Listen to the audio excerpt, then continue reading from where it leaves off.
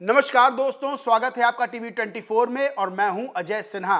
महाराष्ट्र में विधानसभा चुनाव से पहले महायुति में महाटूट होती हुई नजर आ रही है और इसके पीछे सबसे बड़ा कारण है बीजेपी के नारों का। यानी मुख्यमंत्री योगी आदित्यनाथ के जो नारा है बटेंगे तो कटेंगे, अब ये महाराष्ट्र में बीजेपी के लिए कथित तौर पर गले की फांस बनता हुआ नजर आ रहा है। दरअसल उत्तर प्रदेश के चुनाव हो या उत्तर प्रदेश के बाहर चुनाव हो, मुख्यमंत्री योगी आदित्यनाथ इस समय एक नया नारा दे रहे हैं कि बटेंगे तो कटेंगे। और सिर्फ योगी आदित्यनाथ नहीं बल्कि तमाम नेता और खुद प्रधानमंत्री नरेंद्र मोदी भी कथित तौर पर इस नारे की सराहना कर रहे हैं। लेकिन महाराष्ट्र में अब यही नारा बीजेपी के लिए गले की फांस बनता हुआ नजर आ रहा है, क्योंकि सीधे तौर पर बीजेपी के दिग्गज नेताओं ने, बीजेपी के साथियों ने अब इस नारे का खुलकर विरोध करना शुरू कर दिया और कहा है कि उत्तर प्रदेश में नारा चलता होगा लेकिन महाराष्ट्र में इस तरह का नारा काम नहीं करेगा। इस तरह का नारे का विरोध करते हैं।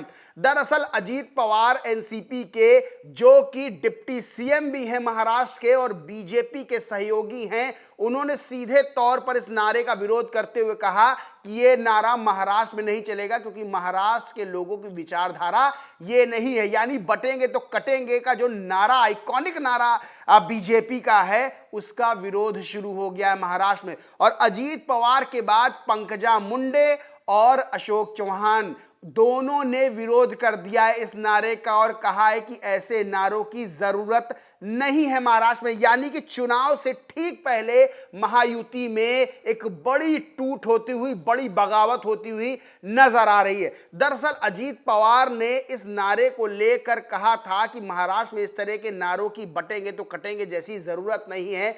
उस पर डिप्टी सीएम देवेंद्र फडणवीस ने कथित तौर पर अजीत पवार पर निशाना साधते हुए कहा कि जिन साथियों के साथ अजीत पवार थे वो हिंदू विरोधी थे और हिंदू विरोध ही करना उनकी धर्मनिरपेक्षता थी। इसलिए अजीत पवार इस नारे का मतलब नहीं समझ पा रहे हैं। सीधे तौर पर उन्होंने कहा कि अजीत पवार हिंदू विरोधियों के साथ थे। यानी कि अजीत पवार जब जो विपक्ष है उसके साथ थे, यानी शरद पवार के साथ थे, अन्य नेताओं के साथ थे, तब वो हिंदू विरोधी थे और उनके हिंदुओं का विरोध करना उनकी धर्मनिरपेक्षता थी। यानी सीधे तौर पर अब बटेंगे तो कटेंगे नारा जो है वो बीजेपी में जो है बड़ी टूट लाता हुआ नजर आ रहा है। इसी को लेकर टीवी 9 की न्यूज है, लिखा है हिंदू विरोधियों के साथ रहे अजीत, मतदान से ठीक पहले क्यों बढ़ गए फडणवीस और पवार। अंदर लिखा है अजीत ने जैसे ही बटेंगे तो कटेंगे नारे का विरोध किया, वैसे ही देवेंद्र फडणवीस ने उनके खिलाफ ही मोर्चा खोल दिया। फडणवीस का कहना है कि अजीत दशकों तक हिंदू विरोधियों के साथ रहे, इसलिए ऐसी बातें कर रहे हैं। दोनों ही नेता एनडीए गठबंधन में हैं। न्यूज 24 की खबर है, लिखा है हमें महाराष्ट्र में इस तरह का कोई मुद्दा लाने की जरूरत नहीं, बटेंगे तो कटेंगे विरोध में सीनियर बीजेपी नेता पंकजा मुंडे ने कहा। पंकजा मुंडे ने भी विरोध कर दिया है, कहा इस तरह के नारा महाराष्ट्र में लाने की कोई जरूरत नहीं है। आज तक की खबर है, लिखा है महाराष्ट्र में बटेंगे तो कटेंगे पर बटा गठबंधन, अजीत पवार करेंगे खेला। यानी बड़ा खेला अजीत पवार कर सकते हैं। आज तक की दूसरी न्यूज है, लिखा है जनता ऐसे नारे पसंद नहीं करेगी, पंकजा मुंडे के बाद अब अशोक चौहान ने किया बटेंगे तो कटेंगे विरोध।